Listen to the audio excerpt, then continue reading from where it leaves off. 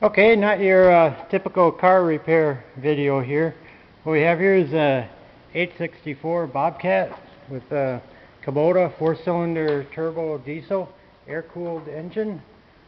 The complaint on this vehicle with tracks is it runs okay, engine's good. She moves along at a pretty good clip, but she's got no lifting power here on the bucket. Put a load of gravel in there and she don't go anywhere. So we got the cab up in the air. I don't know if you can see that or not. There you go. So we can get back in there. After doing some pressure testing on the hydraulics, we noticed we had very low pressure. If you held her wide open and held your foot down on the pedal for the lift boom, you could eventually get it to kind of go up, but nothing like it really should have.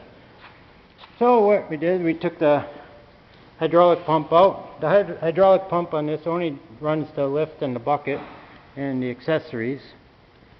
The hydrostatic unit is separate from the pump. The pump is bolted to the hydrostatic unit, but it moves along pretty good. So I didn't think it actually had gotten dirt in the hydraulics, and the filter seemed to be okay.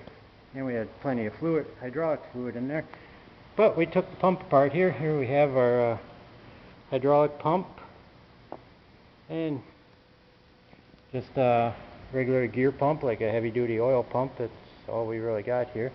And once I got it apart, what I noticed, there were chunks of O-ring floating around inside of there. So I knew we had a problem. Here's another chunk right here.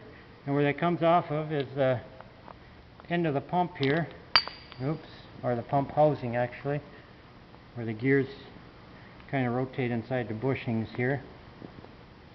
And this stuff was all in the end. Once we took this end cap off the pump, we could see all this debris laying in here. The pump itself, the gears aren't scored, the shaft ain't scored, but if you take a look inside the pump here, you can definitely see some scoring of the pump housing. So we're probably going to have to get a new hydraulic pump for this unit. Probably, I don't know, I would guess in the neighborhood of $1,000 or so for something like this. It's not a real big skid steer, but it's big enough. I would imagine probably about 60-65 horsepower, 4-cylinder turbo diesel like that. So we'll get a new pump on it. It took a couple hours to get it out. If you're going to work in a skid steer, kind of nice to have a mat to lay on once you get your hood up, so you're not laying on all the control sticks. I replaced all the bushings and everything for the control rods, because when we first got it in here, I know this thing just wanted to spin in circles. You basically had no control over it. You could get it to steer a little bit, but everything was so whopped out.